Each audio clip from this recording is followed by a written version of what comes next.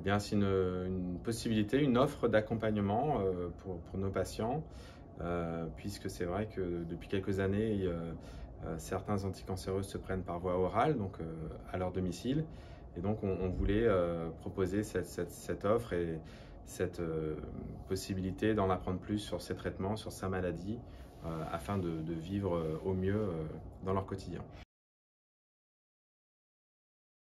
Effectivement, c'est l'objectif du programme avec plusieurs ateliers avec des thématiques différentes et effectivement, c'est devenir acteur de sa maladie, voilà, tout en aussi sachant se référer à des professionnels quand c'est nécessaire. Voilà, on leur apprend à avoir les bons réflexes face aux éventuels problèmes qu'ils pourront rencontrer.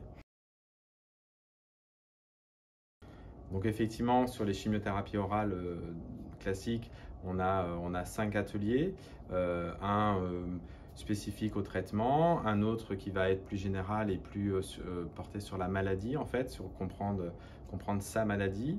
Un autre va être orienté sur les problématiques cutanées, les effets secondaires au niveau de la peau, et également un autre sur la diététique. Et puis le dernier, ça va être sur l'activité physique adaptée. L'un des seuls moyens de lutter notamment contre la fatigue de la maladie et des traitements. Ce programme personnalisé s'établit avec le patient au moment du diagnostic éducatif. Donc c'est le premier acte de ce programme. Et donc en fonction de ses appétences, de ses besoins, de ses volontés, on va lui proposer 1, 2, 3 ateliers. Voilà, donc c'est vraiment personnalisé et à la fin on fait un bilan pour voir si on a répondu finalement aux attentes du patient. Alors dès le départ, on a voulu que ce soit les acteurs du terrain, les professionnels de notre hôpital, et toujours par deux. Voilà, on s'est dit que c'était vraiment une richesse d'avoir 2 professionnels différents.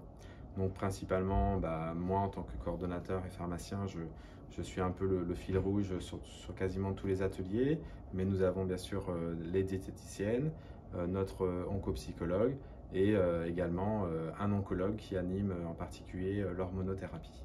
Et bien sûr des infirmières et notre socio-esthéticienne qui intervient sur les problèmes de peau. Donc dans le cadre des patients qui sont sous chimio orale et sous hormonothérapie, donc on anime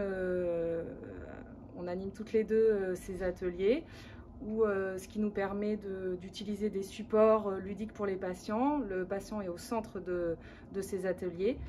Voilà, ça nous permet aussi d'échanger face à leurs problématiques nutritionnelles et surtout de répondre à leurs questions. Alors en priorité, on essaye de les faire participer un maximum. On part de ce que les patients savent.